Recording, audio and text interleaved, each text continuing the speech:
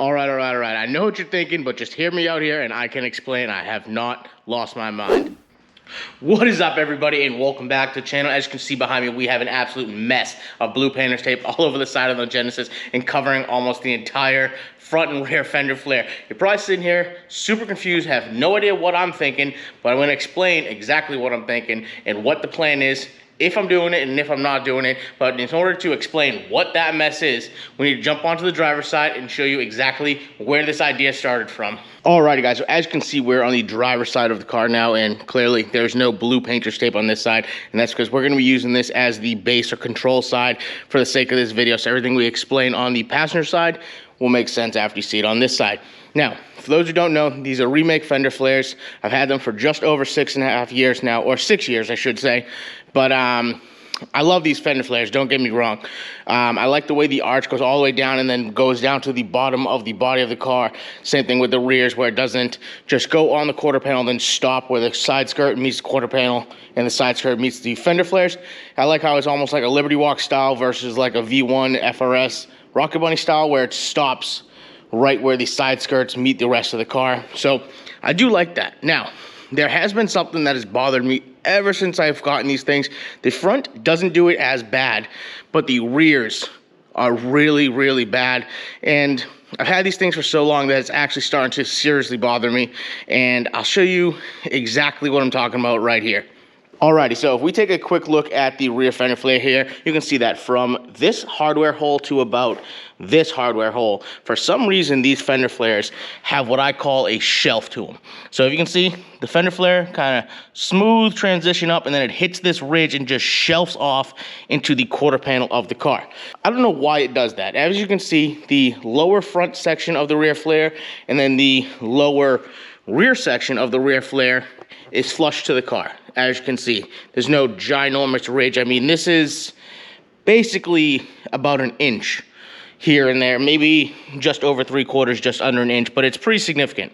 Now, not only is that like an aesthetic thing that I don't like, it actually causing a problem with the hardware, and we'll get into that later on in the video. But like I said, the rear flares do it. The front flares aren't as bad. They do it right here.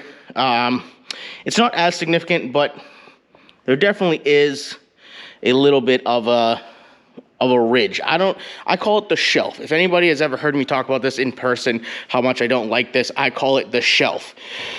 Now, like I said, I just don't know why they designed it like that.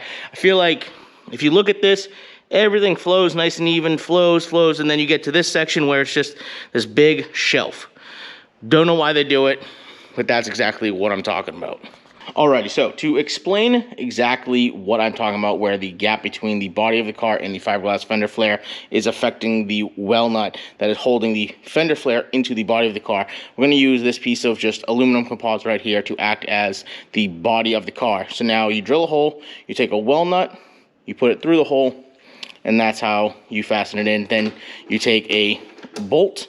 We just have a button head bolt right here, and then this fender washer is acting just like the fiberglass fender flare would be, being fastened to the body of the car.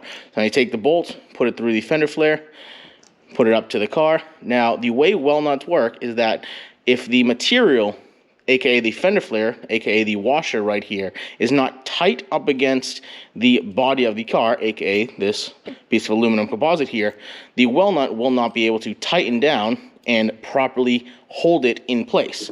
So then you get it started, then you come back with a screwdriver like I use, and then as you can see, the washer is being fastened to the aluminum composite, and it's holding the lip of the top of the well nut into the body of the car, so that way when you tighten it, it will compress the back and therefore hold it to the body of the car properly, just like that.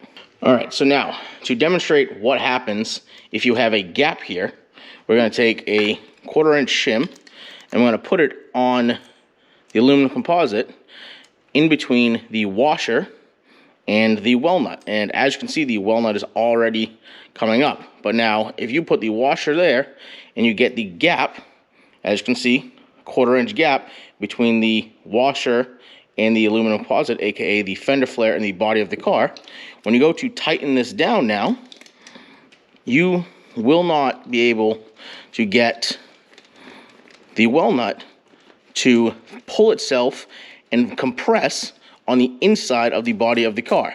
And as you can see, now it looks like it's going to hold, but if you just yank hard enough, you can just pull that whole thing out because it is trying to suck the well nut to the part that is being fastened to the body of the car.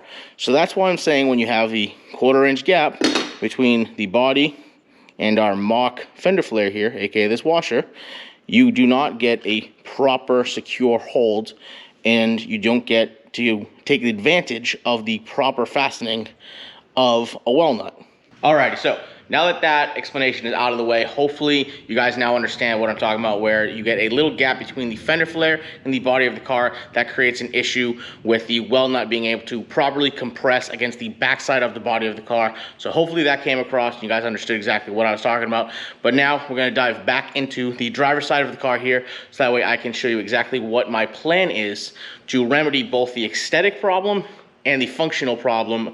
And then that way we can go back to the passenger side, and finally I can explain what my crazy idea is with the painter's tape and if I think it's going to be worth doing it or not.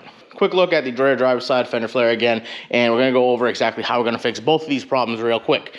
Now, all we're going to do to get the hardware pocket closer to the body of the car is we're simply going to shave that 1/4 inch off between the body and the backside of the hardware pockets. We're going to do that all along this top edge from here all the way over to there, then from here all the way to here. So that way it looks just like this, where these are flush to the body of the car, aka allowing the well nut to grab the backside of the sheet metal like it's supposed to. After we shave off the 1/4 inch off this lip here to get the hardware pockets tight to the body of the car, we're still obviously going to be left with a little bit of this ridge here. And all we're going to do to fix that, and it's actually quite simple, is we're going to fill in fiberglass on the backside of this fender flare, because obviously the fender flares are hollow on the backside. So we're going to take fiberglass, fill it in on the backside of this fender flare, then that way we can flip the flare back over and just simply sand this smooth so we can get a nice flush, even transition into the body of the car. And honestly, it's quite literally that simple of a process to fix both the aesthetic and the function problem where the hardware is not being fastened to the body of the car properly. Alright, so you're probably watching this video here up until this point thinking to yourself, Stan, that's all great information, it's fine and dandy, but that has absolutely zero explanation as to what the heck is going on with the blue painter's tape all over the passenger side of the car. And just to simply put it, I'm thinking about taking my Remake fender flares and turning it into a V1 Monster Service kit. Now, if you don't know what a V1 Monster Service kit looks like, it's basically a full 1/4 panel over fender, pretty much exactly what we have laid out with the blue painter's tape. And then the front fender flare is a full fender flare replacement. Now, I love the Remake flares, aside from that one aesthetic thing that we said we can bang out and fix no problem. And I also like the V1 Monster Service kit. Honestly, if the Monster Service V1 kit was out when I purchased my Remake flares, I probably would have went with that kit instead. However, since we already have the Remake flares, it's kind of hard to go back to the V1 flares, and I'll explain exactly what I'm talking about. All right, so now that we're turned around and we can finally get a look at the passenger side of the car and get a glimpse at what I've exactly started to lay out with the blue painter's tape here. And like I said, we're simply going to be taking the Remake fender flares and basically turning them into V1 Monster Service kits. Now, a couple of benefits of doing it this way versus just purchasing that kit, and that comes down to a couple of different things. So the first thing being, like I mentioned on the V1 kit, it is a full front fender replacement, therefore there's no bolt-on fender flare. Therefore you get no exposed hardware on the front. Yet the rear, you would have exposed hardware on the front simply because it is a bolt-on over fender. Now, the mix match look isn't that big of a deal. I don't mind looking at it and noticing those things on other people's cars, but on my car, I like the look of the hardware, and I especially like the look of hardware front and rear, or rear and front, than I would having no hardware in the front, yet hardware in the rear. That mismatched look would severely bother me. And then I know what you guys are thinking also, that, well, just mold the rear over fenders to the body of the car. And I simply don't think molding fiberglass fender flares to the body of the car, especially when you're running this aggressive of fitment, is worth it, because all it takes is one bump, one rub, one bad just chip on this fender flare, and then you run the risk of cracking the fender flare, and now you need to pull the flare off the car, fix it, put it back on the car, remold it into the car, repaint it, or re-vinyl wrap it. It is a huge pain in the butt, and I don't think that is worth the look, especially when I'm somebody who likes the look of exposed hardware. Now, the second advantage to going this route versus purchasing a V1 kit is that these flares are actually shaped differently than those, not only in width, but also in overall diameter of the fender flare arch. Now, what I mean by that is that to fit these wheels with this tire, this much camber, and stay fender to lip, you wouldn't be able to do that with the Remake kit or the V1 Monsters kit, because the radius of the arch is actually smaller. So not only is the opening narrower, but that means that the top of this flare actually sits lower. So to sit fender to lip with these wheels, tires, and camber and fitment, you would actually be raising the body of the car, because instead of the flare ending there, it would actually be ending here. Not that as dramatic, but you guys get the point. So we would actually end up raising the car to sit fender to lip, and then on turning, especially in the front, obviously, we would run into issues with clearance here and here. And then the same thing on the rear fender flares, but these flares are actually wider by almost a full inch than what the V1 Monster Service kit would be. So not only would I have to worry about clearance issues because of the smaller arch diameter, we would also have to cut the entire flare off, widen it, then high radius the arch, so that way we can still sit fender to lip with these wheels and tires with this much camber and get the body of the car lower to the ground.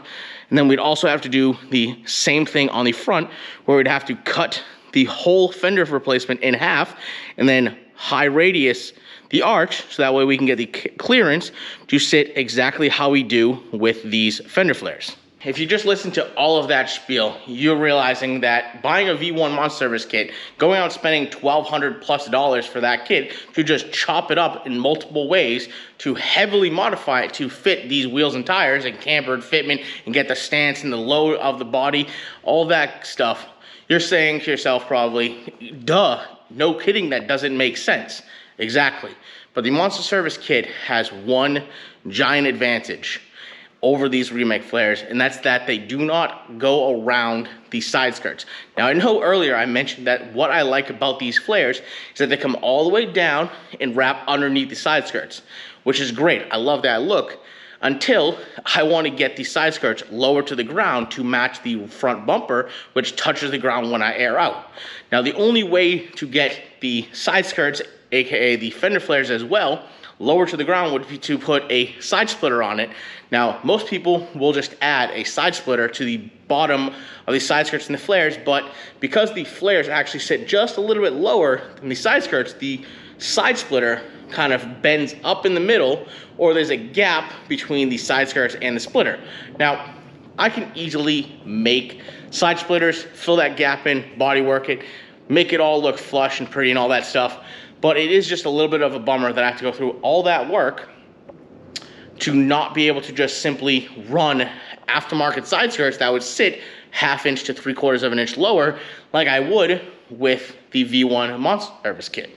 Alright, so now that all of that is out of the way, clearly it just doesn't really make sense to go out and purchase a V1 kit when we already have wheels, tires, camber, fitment that matches up with these particular fender flares that are already on the car. So now, if I do want to run aftermarket side skirts so that way we can get the side skirts lower and avoid just adding on a side splitter to the bottom side of all of this, which that look isn't something that I don't like. I just would much rather be all one piece, and then I also would like to eliminate this little swoop inward and underneath the body of the car that the OEM side skirts and therefore these fender flares do. So now, if we were to get aftermarket side skirts, we'd have to mount those up, and then we'd have to start chopping up, shaving, modifying, refiberglassing, and molding these fender flares into aftermarket side skirts so that they line up and sit just as nicely as these do here. And that is exactly where the blue painter's tape idea comes into play. Okay, so going back to what I said I liked about these fender flares, and that is that they go all the way down to the bottom of the side skirts and don't just stop abruptly where the side skirts meet the quarter panel and the fenders. So now if I wanted to run aftermarket side skirts and keep that look, I would then have to start cutting up the bottom of these fender flares, building custom extensions to meet up with the aftermarket side skirts. Now, I'm no stranger to building custom extensions because I already had to do that on the front bumper extensions right here to match up these flares to this front bumper, because this is a custom hand-laid piece that I made myself. So now, clearly I can do that. I've already done it. It's not that big of a deal for me. But if we're going to be cutting up these fender flares to then make an extension into aftermarket side skirts that sit lower, we're gonna have this weird line because these rear flares do not go all the way to the body line between the quarter panel and the door, much like a Monster's V1 kit. So what all of this means is that what I'm thinking about doing is, since we're already shaving down these rear flares to get rid of this top ridge here, it wouldn't be that much extra work to simply extend these flares to follow this top outer body line, just like the V1 Moss Service kit does. Now, to keep the matching hardware in the rear and hardware in the front, but then also now that we have a much larger rear flare, we would have to then extend the front flare so that it kind of matches the aesthetic. So now, as you can see, this blue painter's tape goes to this body line where the top body line meets the door. Well, if we took the arch on the very top of this flare and just simply extended it to the same point that we are extending the rears to, and then carry it all the way down the fender flare and door body line, we could simply just start molding in the entire flare section into aftermarket side skirts, which would be exactly what I would do if I bought the Monster Service kit anyways, because I don't like the way it looked when it just abruptly ends.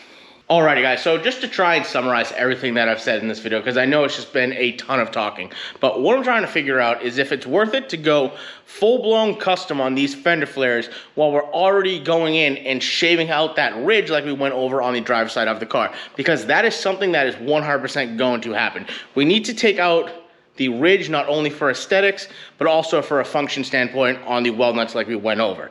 So that's 100% gonna happen. Now, is it too far out of the realm to go and extend these fender flares so that way we get a look similar to the V1 Moss Service kit?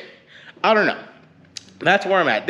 It's a lot of work, but it's not a lot of work. What would be a lot of work would be to go ahead and purchase aftermarket side skirts, then custom extend these fender flares so that it meets up with those aftermarket side skirts, versus just doing a custom side splitter like most people do for these fender flares.